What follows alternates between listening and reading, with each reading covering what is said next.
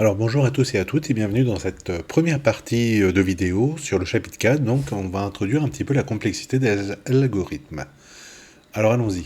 Le plan, qu'est-ce qu'on va faire? Donc déjà on va voir pourquoi on étudie la complexité des algorithmes, pourquoi, qu'est-ce que ça veut dire. On va voir les grandes lignes de la complexité, les notations, des comparaisons, etc. Et puis enfin, on va parler de la complexité de certains algorithmes très connus, très classiques, ce sont les algorithmes de tri. Voilà, donc la première vidéo va surtout s'intéresser sur les deux premières lignes, et puis après on rentrera dans le vif du sujet mathématique dans une autre vidéo. Alors déjà, introduction de la complexité des algorithmes. Alors, étant donné un problème, j'ai appelé ça mathématico-informatique donné, il n'y a pas nécessairement une seule façon ou un seul algorithme pour le résoudre, d'accord? Par exemple, un problème, ça pourrait être trier des nombres dans un ordre, enfin dans l'ordre croissant par exemple. Comment faire? Et bon, il y a plein de façons de faire différentes, hein. Je peux essayer de chercher le plus petit à chaque fois et puis le mettre devant, etc. Bon, bref, beaucoup de choses. Ouais, on verra ça dans les algorithmes de tri. Donc, la question naturelle, c'est lequel est le mieux, lequel est le plus efficace pour résoudre un problème donné. Donc l'efficacité ou la performance d'un algorithme ici, ça va être évalué en fait par le calcul de sa complexité. Donc il existe deux types, enfin il existe plusieurs types de complexité, mais il y en a deux qui sont très connus. C'est la complexité spatiale, c'est-à-dire on va essayer de voir quelle quantité de mémoire doit être utilisée par le problème, et puis la complexité temporelle, c'est-à-dire de quantifier la vitesse d'exécution euh, du, euh, de l'algorithme. Alors là, dans ce cours, on va surtout regarder la complexité temporelle, hein, voir combien de temps est-ce qu'il met. Alors comment est-ce qu'on fait? Donc pour résoudre une famille de problèmes donnés, par exemple le problème de tri, d'accord, et puis il y a euh, plein d'instances différentes avec là où j'ai 10 nombres, 20 nombres, 50 nombres, 100 nombres. Alors après, ça se décline aussi avec quels sont les nombres que j'ai, quel type de nombre est-ce que c'est, est-ce que ce sont des entiers naturels, des entiers relatifs, est-ce que, enfin comment je les sais, etc. Bon, ça peut jouer aussi. Donc pour résoudre une famille de problèmes donnés, on dispose de plusieurs algorithmes a priori, on souhaite donc comparer l'efficacité. Donc on va calculer le nombre d'opérations élémentaires effectuées par chaque algorithme. Alors qu'est-ce que c'est qu'une opération élémentaire? Ça va être un accès à la mémoire, ça va être un calcul arithmétique ou logique, une somme ou un ou justement, une comparaison, etc. Alors ça c'est un point de simplification beaucoup, hein, parce que un calcul arithmétique c'est pas forcément une opération élémentaire, hein. Si vous faites une addition, il y a plein de petites opérations élémentaires. Alors je reviendrai dessus, hein, plus tard pour ces choses-là. Attention, un algorithme, ce n'est pas le programme que vous allez rentrer dans la machine. En fait, on veut donc comparer des algorithmes, et donc ça doit être indépendant du langage de programmation utilisé, de l'ordinateur sur lequel il sera exécuté, éventuellement du compilateur, etc. Donc on veut juste mathématiquement se dire, si jamais je prends tel algorithme, combien d'opérations est-ce que je vais faire, et puis après, on interviendra plus tard la machine, ok? Voilà. Là en bas, il y a juste marqué, pour plus de simplicité, on suppose l'égalité des coûts de chaque opération, c'est-à-dire qu'une opération élémentaire, c'est une unité de temps. Alors, complexité comme fonction de n. Donc, par exemple, imaginons encore une fois que je prenne le problème de tri.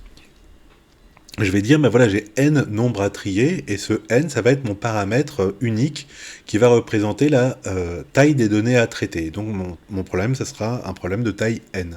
Pareil pour un graphe, si vous voulez faire quelque chose dessus, et que vous avez n sommets, et bien ce sera la taille du graphe. Alors pareil, je reviendrai un petit peu plus tard sur cette notion-là, parce que c'est pas aussi simple que ça, mais dans ce qu'on va faire, on va se limiter à ce cas-là.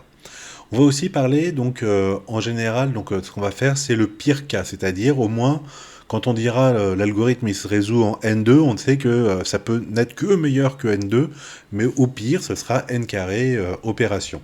Donc on va supposer à chaque fois que c'est le plus défavorable des cas, c'est-à-dire si jamais vous me dites pour l'algorithme de tri, je parcours la liste pour trouver le plus petit, je vais dire le plus petit il est tout à la fin. Alors j'ai parcouru n étapes avant de trouver le plus petit. D'accord? Voilà. Il y a d'autres types de complexité. Donc il y a la complexité du meilleur cas. Vous prenez toujours, vous êtes chanceux, hein, vous prenez toujours le plus optimum à chaque fois. Ouais. Encore en moyenne, alors c'est assez compliqué hein, parce qu'il faut imaginer tous les cas possibles, d'accord, savoir pour chacun d'eux euh, quel est le nombre d'opérations, et puis après faire la moyenne de tout ça, quoi. Et puis aussi en probabilité, c'est-à-dire vous mettez des probabilités sur votre univers, d'accord, et puis vous essayez de compter euh, en fonction donc de ces probas, le nombre d'opérations. Voilà, donc on va pas faire tout ça, hein, on va juste se limiter au pire cas, qui est le plus classique, hein, et c'est donc au moins vous êtes sûr de résoudre en ce nombre d'étapes-là, et puis que mieux, quoi, que mieux que ça. Alors on va devoir parler des ordres de grandeur. Donc, ce qui nous intéresse, c'est de savoir quel est l'algorithme le plus performant, on va dire, lorsque la taille des données devient grand ou très grand ou très très très grand, etc. Hein, par exemple, je vous parle de l'algorithme de tri depuis tout à l'heure, mais euh, on a tous fait des algorithmes de tri dans Amazon, hein, on trie par prix, par préférence, par machin, et Amazon, il a beaucoup de produits. Hein.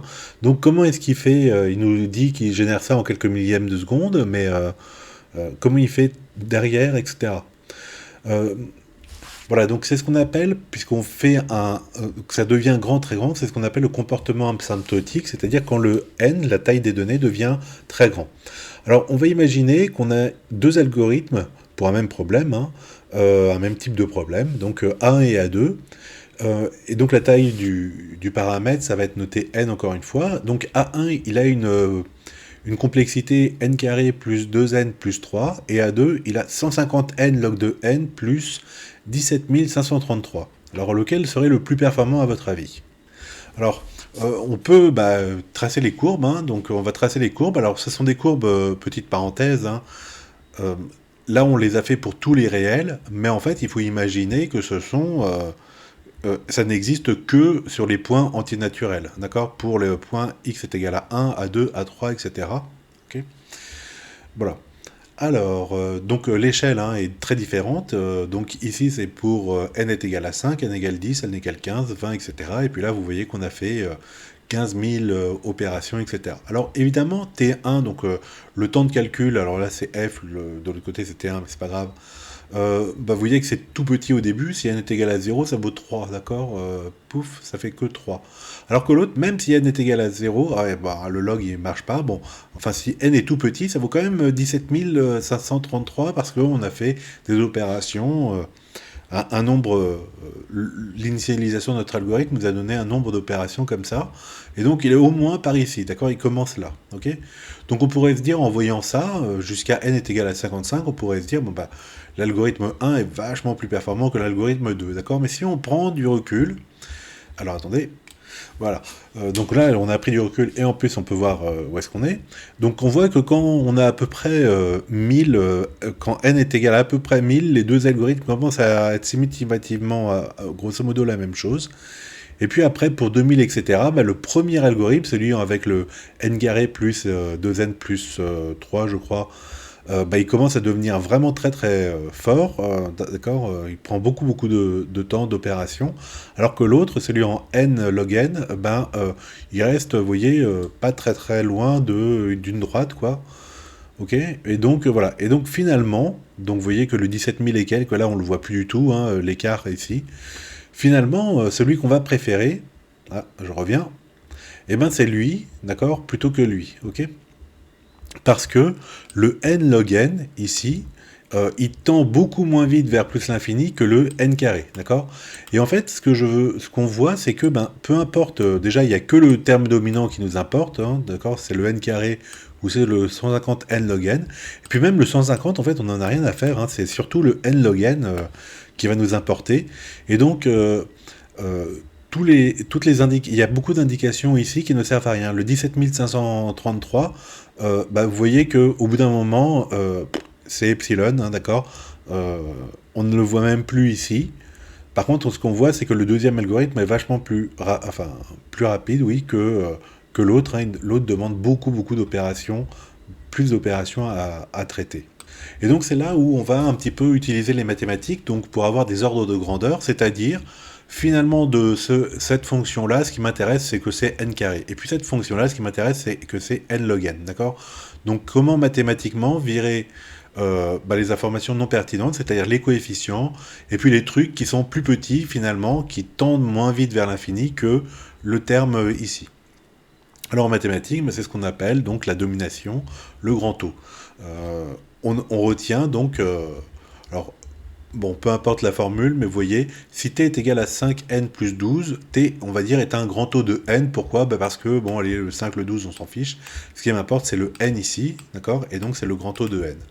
Pareil pour ici, j'ai beau avoir un 6 racine de n qui tend vers plus l'infini, hein, d'accord? Mais beaucoup, beaucoup moins vite que le n carré, d'accord? Et donc, le grand O ici, c'est de n2, évidemment. Voilà qui est mieux, j'ai corrigé ça. Si jamais t de n, c'est un nombre constant, on dit que c'est un grand O de 1, d'accord? Et ainsi de suite, d'accord? Bon, je ne vais pas vous faire 50 trucs, mais en fait, donc, la notation grand O, etc., c'est pour, quand on a notre fonction, d'oublier les coefficients, d'oublier les trucs qui sont moins pertinents parce qu'ils tendent vers l'infini moins vite que, voilà, c'est le terme qui tend le plus vite vers l'infini qui nous intéresse, sans le coefficient, ok? Donc voilà pourquoi les notations grand O. Alors après, on a plein d'autres notations, grand oméga, θ, etc. Mais on va se limiter à celle-là.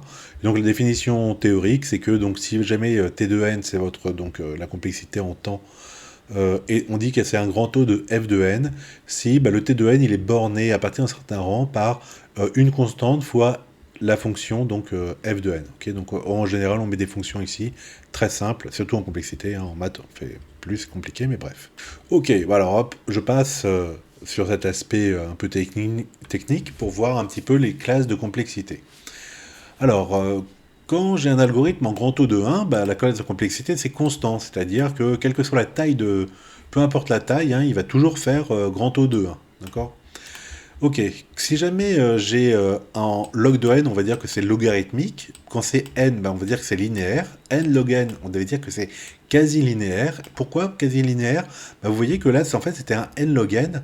Et de vue comme ça, on pourrait se dire que c'est en fait une droite, quoi. Hein.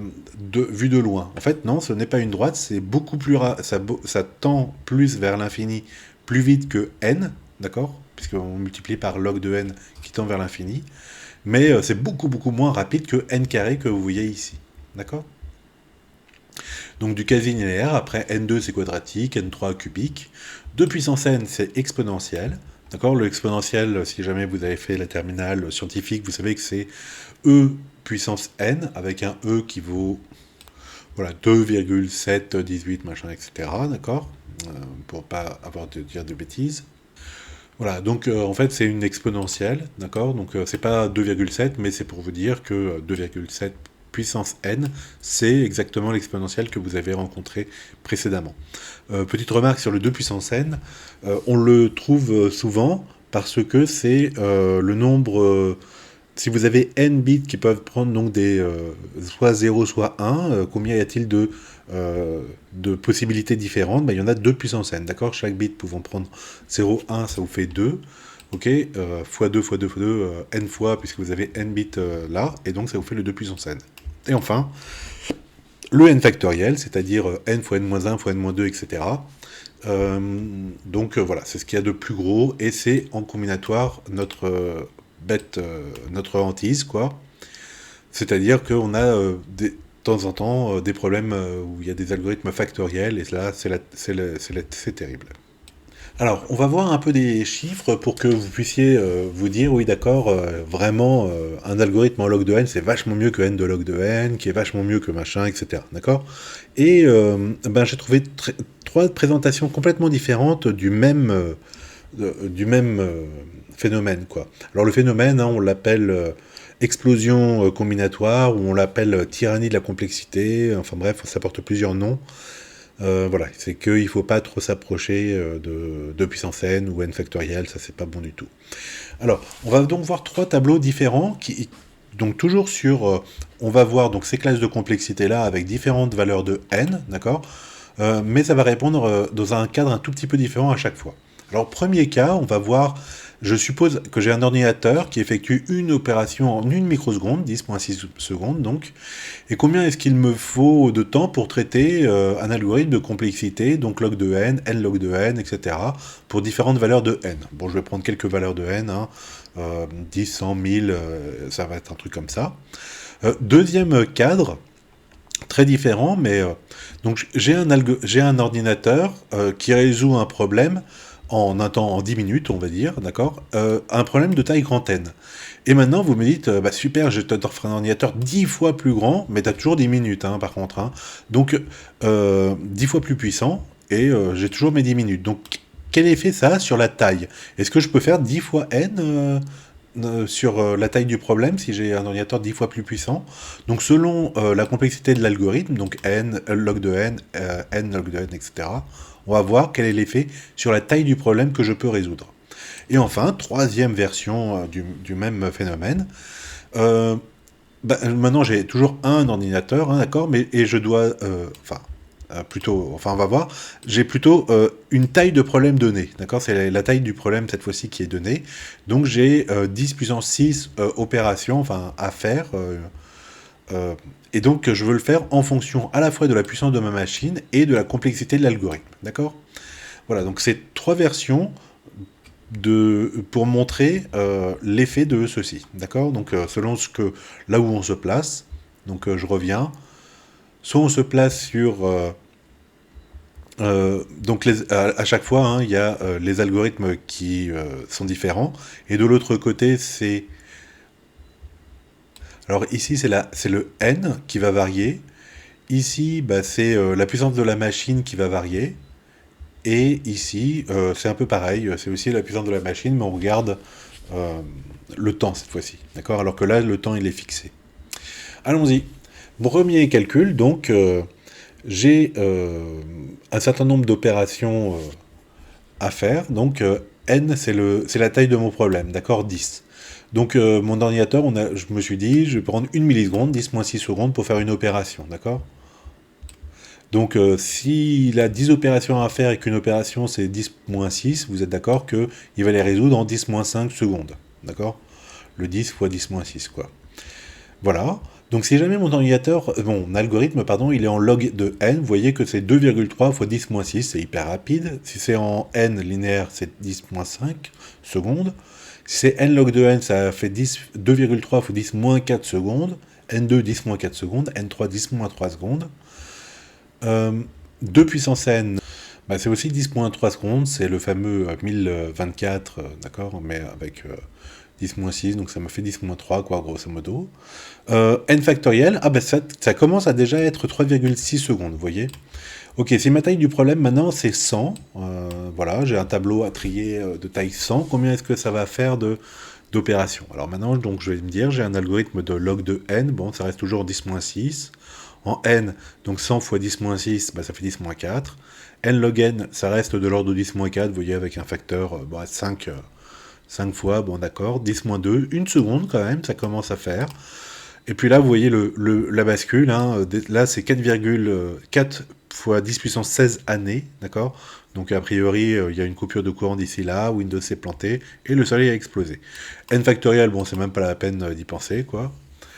Voilà, pour 1000, eh ben, c'est pareil, ça commence à devenir hard au niveau de n carré. Si vous avez un algorithme quadratique avec une taille de données 1000, bah 17 minutes déjà. Alors c'est faisable, hein, 17 minutes. Hein.